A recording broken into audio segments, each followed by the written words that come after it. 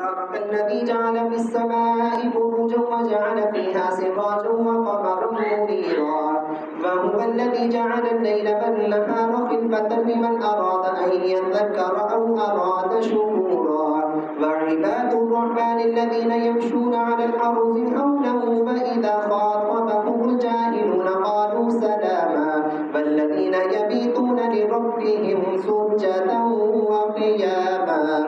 الذين يقولون ربنا اصرف عنا عذاب جهنم إن عذابها كان غراما إنها ساءت مستقرا ومقاما والذين إذا أنفقوا لم يسرفوا ولم يقتروا وكان بين ذلك قواما والذين لا يدعون مع الله إلها آخر ولا يقتلون النفس التي حرم الله إلا بالحق ولا يزنون ومن يفعل ذلك يلقى أثاما يضاعف له العذاب يوم القيامة ويخلد فيه مهانا إلا من تاب وآمن وعمل عملا صالحا فأولئك يبدل الله سيئاتهم حسنات وكان الله غفورا رحيما ومن تاب وعمل صالحا فإنه يتوب إلى الله متابا والذين لا يشهدون الزور فإذا مروا باللغو مروا كراما والذين إذا ذكروا بآيات ربهم لم يخروا عليها صما